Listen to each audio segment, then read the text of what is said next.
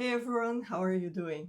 I hope you're doing well. So today we're going to talk about what you should do when you receive your salary. It may sound like a little bit too basic, but the truth is a lot of people they doesn't know what to do when they receive their salary. So after 2 or 3 days, they are already out of money. You just received your monthly salary, so you start paying your rent, your household bills, your credit card, and you just have a little bit more of money. So you think, oh, I just go to the mall.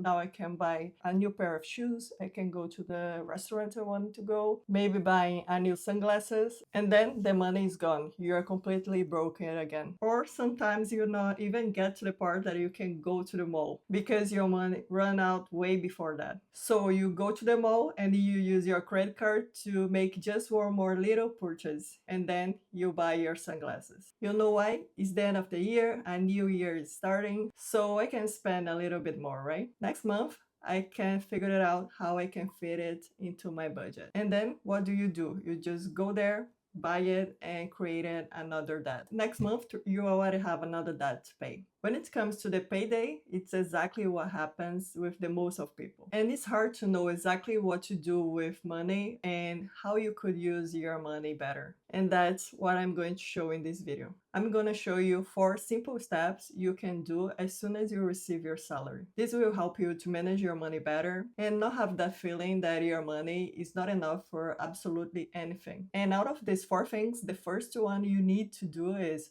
organize your financial foundation. And what is your financial foundation? Your rent, your household as a whole, your food, your essential costs like hydro, internet, and water. That's the main part you need to organize every month. But why do people think it's so much work to organize their financial life? This financial mess in your lives happens because we are lazy to stop for a moment, stop for 1 hour to think about financial organization. And this could be destroying your money without you even realize it. Because in the most of case, all the lack of money that you have is due to the poor financial organization. Basically, people use a kind of mental accounting. They imagine what they are going to do only in their heads. They do all the math mentally and think the money will be enough. For example, the person thinks I'm going to earn $3,000 this month. 1,800 goes to the rent, 400 goes to the food, and the other 800 is enough to pay the household bills and the credit card. That's why when they get the money, they spend it all like this. When you just visualize instead of writing down what you need to do with your monthly budget, that's a huge difference between what you thought and what actually is. And that difference is what puts you in a really hard financial situation. But the solution is very, very simple. Create a very basic Excel spreadsheet and write down all your expenses. I don't know why people don't do that. And people who has less money, who earns lower salaries, are the ones that for sure should be doing this. Putting everything down on a paper. Write down monthly expenses like housing, internet, hydro, water, and that pizza that you order in the middle of the week or on the weekends, food, everything that you spend in the supermarket. Do you know how much you spend every week at the supermarket? I bet you don't know how much you spend every month on fruits, vegetables, and basic grocery shopping. This was a life-saving for me, and that's why I recommend this for you. Just write everything down for 30 days, because at the end of these 30 days, when I was writing everything down, I had a physical and real result of my situation. Everything was there in that spreadsheet. And I saw how much I was spending at the supermarket or paying for 2 TV subscriptions. I was paying for Netflix and Amazon Prime, so I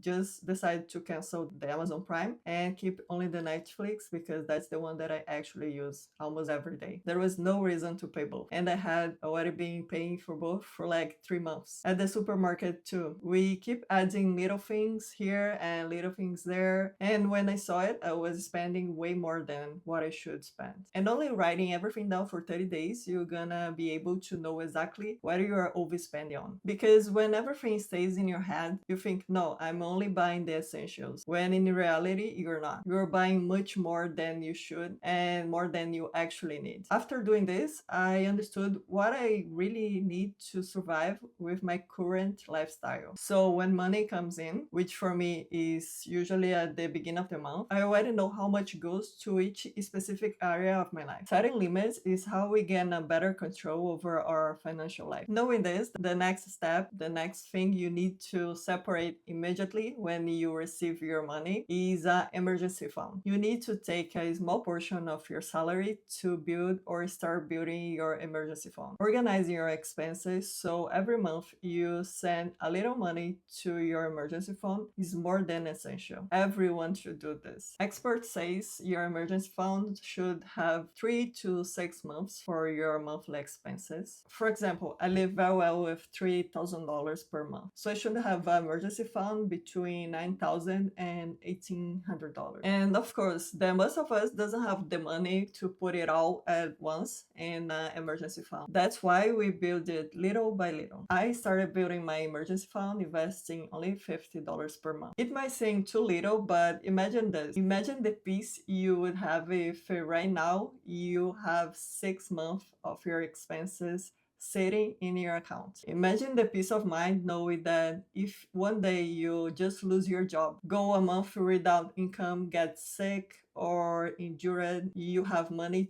to rely on. You don't need to go to the bank and take out loans and go deeper into debt. You won't need to ask your family for month. You won't need to sell furniture or your computer or your phone because you have your emergency fund to get through that difficult time. There is also the Murphy's Law, which I really believe in, that says anything that could go wrong will go wrong at the worst possible time. So since anything can happen to us at any time, we need an emergency fund. In Canada, studies show that around half of Canadians doesn't have an emergency fund or enough savings to cover 3 months of expenses. The survey showed that about 45% of Canadians have no financial reserve for emergencies. So you need to take at least $20, $30, $50 from your salary to start building it immediately. And another thing, this money should only be used for real emergency. Don't start saving money in your emergency fund, see $700 or $800 there and use it to travel, go on vacation, or to go to some kinds of dinner you want to go. And before we go to the next step, please don't forget to like the video and subscribe to the channel. Another important portion that you need to separate every month using a bit more intelligence to get out of this situation as fast as possible is that after separating money for your emergency fund, it's time to separate part of your income to pay off your debt. Canada's 3.07 trillion household debt reached 174.9% of disposable income in 2029. This indicates that a large majority of adult Canadians with access to credit are in debt, especially due to mortgage and personal loan. We are going through a huge cycle of debt, and this has become something we accept as normal. It's normal today to people to have debt. Maybe it seems normal to go into debt to buy clothes we don't need or take trips we cannot afford, to maintain a lifestyle we can't pay for. The big problem about that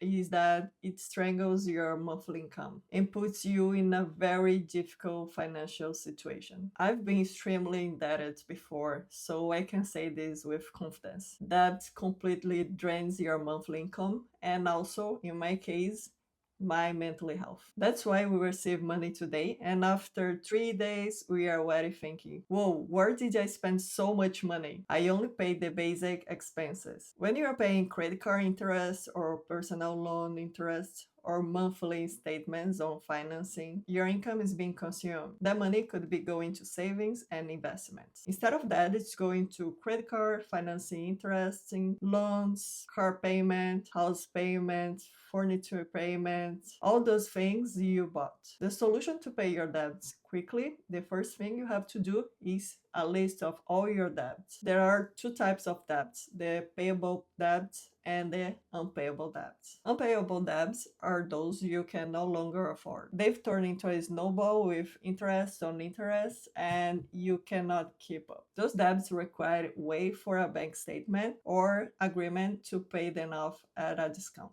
But if you have payable debts, which is the case for most of people, the control is in your hands. When I started taking personal finance seriously, I wrote everything down in a spreadsheet. I listed my debts, total balance, monthly interest rate, and how much I could pay monthly. And this interest rate information, people don't know it. Many people don't know which debt to pay first because they don't know the interest rates they are paying. You should always prioritize to pay the debts with the higher interest first because that's the one that can destroy your finances. I put the largest amount possible toward the highest interest debts. And every time I made a payment, I updated the spreadsheet until the balance reached to zero.